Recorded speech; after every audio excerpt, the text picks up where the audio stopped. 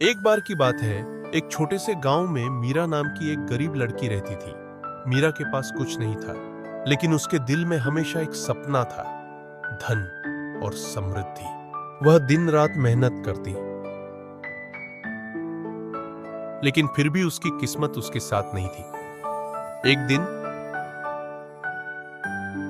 गांव के बाहर एक साधु आए।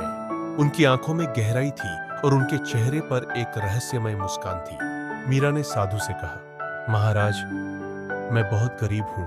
क्या आप मुझे कोई उपाय बता सकते हैं जिससे मेरी किस्मत बदल सके? साधु ने उसे एक जादुई पातेला दिया और कहा, इस पातेले में जो भी डालोगी वह तुम्हें मिलेगा, लेकिन याद रखना, इसका उपयोग सोच समझकर करना। मीरा ने पातेला लेकर अपने घर आई।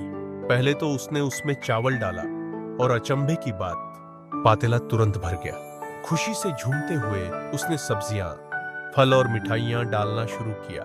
धीरे धीरे उसके पास धन और संपत्ति आ गई। गांव वाले उसके पास आने लगे, लेकिन मीरा का दिल अब भी गरीबों के लिए दुखता था। एक रात मीरा ने सोचा कि वह पातेला गरीबों की मदद के लिए भी इस्तेमाल कर सकती है। उसने पातेला में दान देने का निश्चय किया।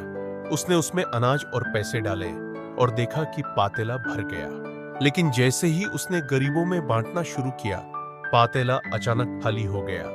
मीरा को समझ में आया कि साधु का दिया हुआ जादुई पातेला केवल अपने लिए नहीं, बल्कि दूसरों के लिए भी था।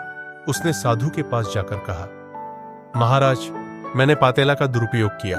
साधु ने मुस्कुराते हुए कहा, बेटी, सच्चा धन वो है जो बांटने से बढ़ता है। इस घटना ने मीरा को सिखाया कि असली समृद्धि तभी आती है जब हम अपने सुख को दूसरों के साथ बांटते हैं। मीरा ने फिर से पातेला लिया, लेकिन इस बार उसने केवल वही चीजें डाली जिनकी जरूरत थी। उसके जीवन में खुशियां लौट आई और अब वह गरीबों की मदद करने वाली एक दानी बन गई। गांव में मीरा की कहानी फैल गई और वह सभी के दिलों में बस गई। साधु की सीख और जादुई पातेला अब उसकी पहचान बन गए।